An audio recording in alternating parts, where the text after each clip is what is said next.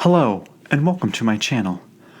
My name is Jonathan Cohn, and today I will be talking about my top 5 favorite Star Trek series, specifically book series. I am not talking about necessarily Voyager or Next Generation. No, I'm talking about individual book series, duologies, trilogies, tetralogies, quintologies within Star Trek. So this could be crossover series, this could be focusing on a single characters.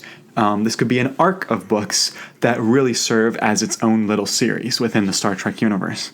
And so today I'll be talking about my top 5. I've read about 70 Star Trek books now, and I'm reading a lot every single month, and I love reading them. I don't love watching the shows, but I find that the books are much better in some cases, depending on where in the timeline you're reading and when they came out and things like that. And so you'll be able to see some of my tastes and what I like in my shows and what I like in my writers. So to begin with, I'm going to talk about the Star Trek Voyager Homecoming duology. This was released in the early 2000s. It was written by Christie Golden, a longtime Star Trek Voyager author, also longtime Star Wars author afterwards, after she finished her Star Trek books. These are for sure her best-selling of her Star Trek books, and I think they're her best. These are the books where Voyager has just returned from the Delta Quadrant, and these are the books where you see what their homecoming was like for the Voyager crew. You see the difficulties that the crew has in acclimating back into normal life. You see how difficult it is for them to go back to Starfleet, to become friends with other people, to form relationships again. And you find just how tight-knit their group became on Voyager. And there's also a Borg subplot in this that is really good. And it's not really action-heavy, it's mostly character dialogue-heavy, but this is just a fantastic character-driven piece. If you liked Voyager and were disappointed by how Voyager ended, I personally loved the finale of Voyager, the TV show, but some people didn't, and I get that. I think that this book series will change your mind a little bit on that finale of Voyager. The second series I'll talk about, which is my 4th favorite Star Trek series that I love to read, is the Star Trek Destiny trilogy. This is the 3 books by David Alan Mack that was released in about 2008, and this book series is very epic in the most epic terms. This is the alpha and the omega of the Borg. If you want a big Borg story, this is it. This is not action-based. I will repeat that. It is not an action-based story, but it is a Borg-based story.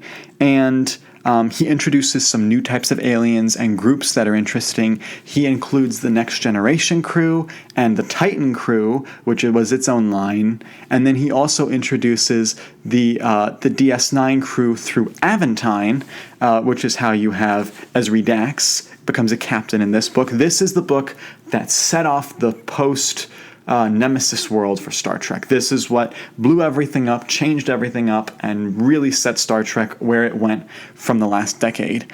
And this trilogy just does a lot of things right. And I love the character and the surprises that David Mack brings. As you read the books, you'll notice that there are some ties to Enterprise. It is not just in the 24th century. You also read a little bit about the 22nd century characters. They're involved too, and it explains how they found the Borg. And it's just great Borg storytelling, and it really, if you want to jump in, this is a fantastic jumping in point. You will be lost at the beginning, but David Mack is very good at catching you up. And this is why this is my 4th favorite Star Trek series. The next books on my list aren't actually a traditional trilogy or series in that kind of sense of the term. They are more like an arc that occurred of storytelling. This is what I call the Full Circle arc. This was the Full Circle books written by Kirsten Beyer. It includes Full Circle, Unworthy, Children of the Storm, and The Eternal Tide. And so, to begin with, this series takes place, the Full Circle happens during the events of Destiny. And while Destiny ignored Voyager for the most part, this book series explains what was happening to Voyager. There are big character deaths that the reader has to reconcile themselves with, and that the audience does, and that the characters do.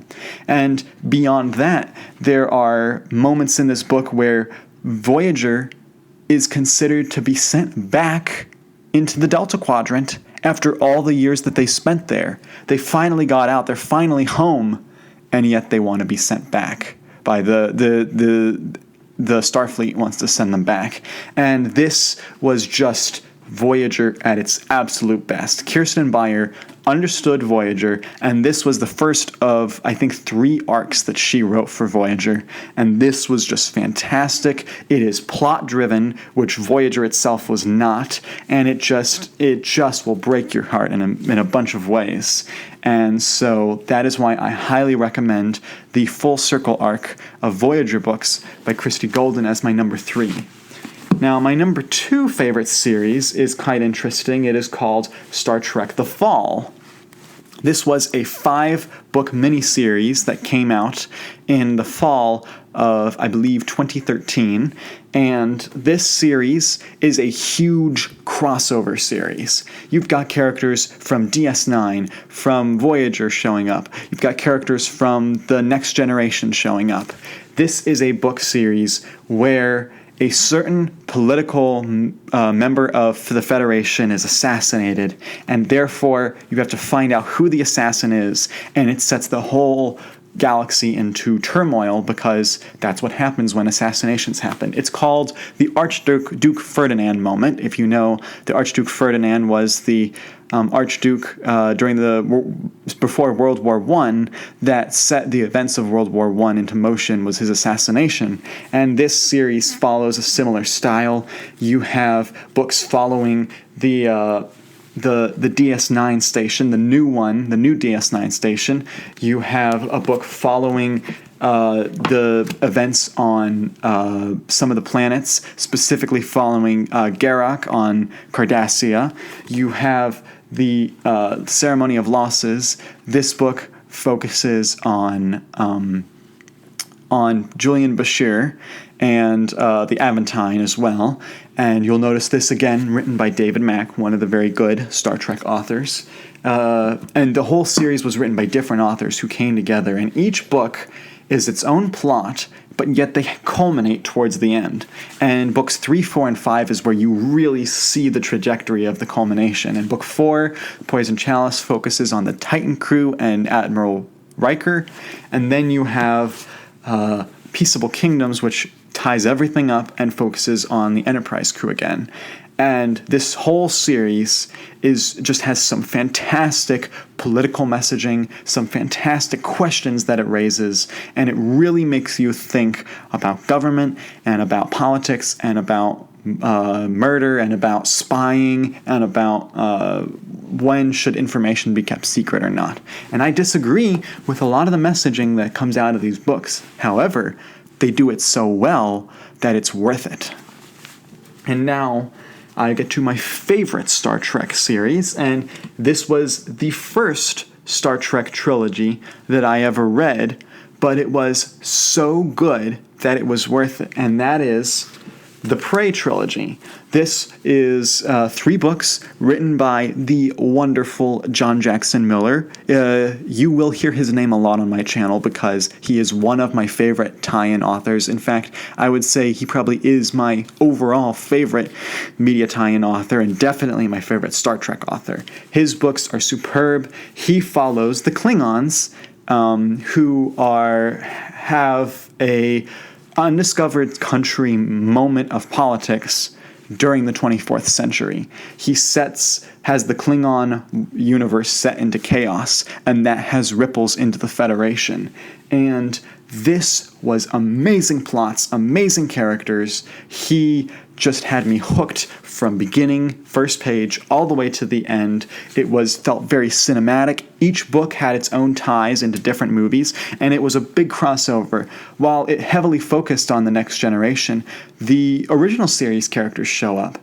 as do some of the DS9 characters and a Voyager character, and even more, even Titan is a big part of Book 2, and so this was just a wonderfully written book trilogy that I would say is, in my opinion, the best Star Trek trilogy written yet. And so you put all these books together, and these are all of my favorite Star Trek books that I have written. There are many more that I wish I could have put on my list, but including a top 5 is pretty comprehensive, as you can see. So, thank you for watching.